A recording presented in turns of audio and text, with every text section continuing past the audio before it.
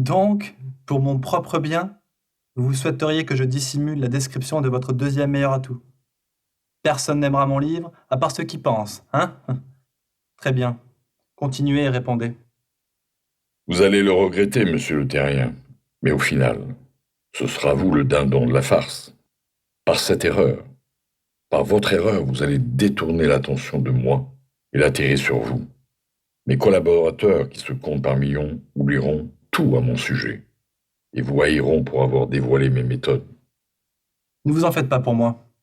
Parlez-moi de votre second meilleur tour, à cause duquel vous entraînez les gens à dériver en enfer à vos côtés.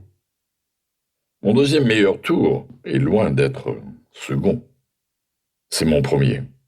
Je le placerai en première position parce que sans lui, je ne pourrai jamais prendre le contrôle de l'esprit des jeunes.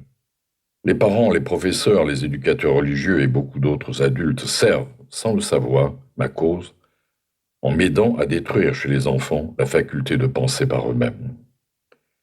En faisant leur métier de différentes manières, ils ne suspectent jamais ce qu'ils infligent sur l'esprit des enfants, ni les réelles causes de leurs erreurs. Je peux difficilement vous croire, Votre Majesté.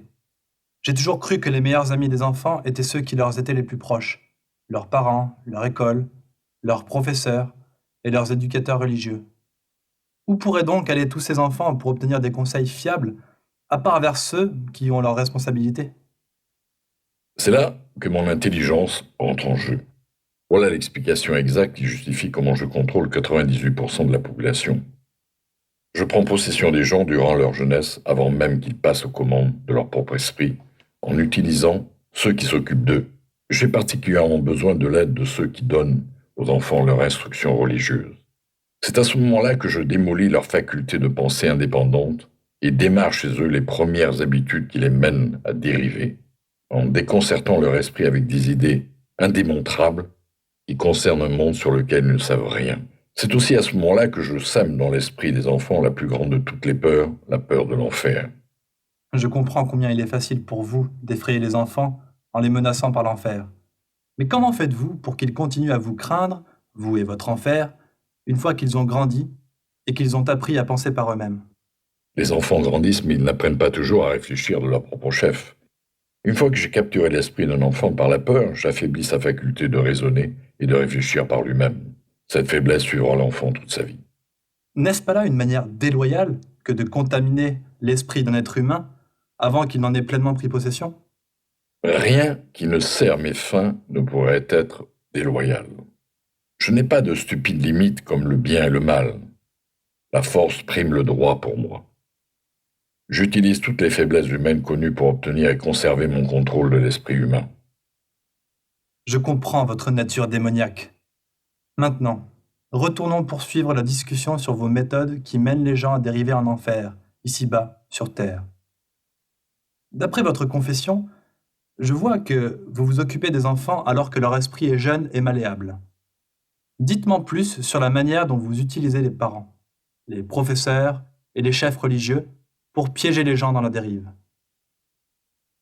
Un de mes tours favoris est de coordonner les efforts des parents et des éducateurs religieux afin qu'ils travaillent de concert pour m'aider à étouffer le pouvoir de leurs enfants à penser par eux-mêmes.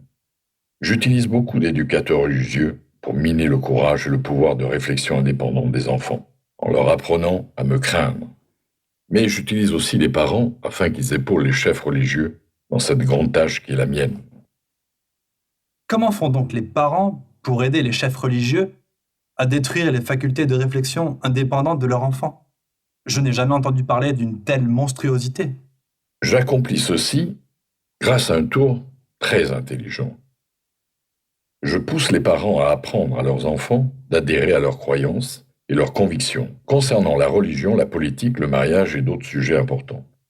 De cette manière, comme vous pouvez le voir, quand je prends le contrôle du mental d'une personne, je peux facilement perpétuer ce contrôle en faisant en sorte que cette personne m'aide à verrouiller mon contrôle sur le mental de sa progéniture. Et par quels autres moyens utilisez-vous les parents pour convertir les enfants en dériveurs? Je mène les enfants à devenir d'authentiques dériveurs en suivant l'exemple de leurs parents, qui ont pour la plupart déjà été emportés et ont éternellement rejoint ma cause. Dans certaines régions du monde, j'ai gagné la maîtrise de l'esprit des enfants et j'ai maté leur volonté exactement de la même manière que les hommes soumettent et brisent celle des animaux d'intelligence inférieure. Cela ne fait aucune différence pour moi que la volonté de l'enfant soit matée ou pas, aussi longtemps qu'il craint quelque chose. J'entrerai dans son esprit par le biais de cette peur et limiterai alors sa faculté de penser. Il semble que vous sortiez même de votre chemin pour empêcher les gens de penser. Oui, les pensées pointues signifient ma mort. Je ne peux exister dans l'esprit de ceux qui pensent avec précision. Il m'importe peu que les gens pensent tant qu'ils pensent en termes de peur, de découragement, de désespoir ou de toute autre pensée destructive. Quand ils commencent à penser en termes constructifs de foi, de courage, d'espoir, mais d'un but bien défini, ils deviennent immédiatement les alliés de mon opposition. Je les ai alors perdus. Je commence à comprendre comment vous prenez le contrôle de l'esprit des jeunes, avec l'aide de leurs parents et de leurs éducateurs religieux. Mais je ne saisis toujours pas comment les professeurs vous aident dans ce fichu labeur qui est le vôtre. Les enseignants m'aident à prendre le contrôle de l'esprit des jeunes, pas tant par ce qu'ils enseignent, mais plutôt par ce qu'ils omettent de leur apprendre. Le système de l'éducation nationale entier est administré de manière à servir ma cause, en enseignant aux enfants presque tout, sauf comment utiliser leur propre esprit et réfléchir par eux-mêmes. Je vis dans la peur du jour où quelques personnes courageuses renversera le système actuel de l'école et assènera à ma cause le coup de grâce en permettant aux élèves de devenir les professeurs. Utiliser demain les professeurs d'aujourd'hui comme des guides aidera les enfants à établir les habitudes et les moyens de développer en eux leur propre esprit. Quand ce jour viendra, les professeurs ne feront plus partie de mon personnel. Nous allons prendre une pause et nous continuerons à analyser cette conversation entre Napoléon Hill et le diable.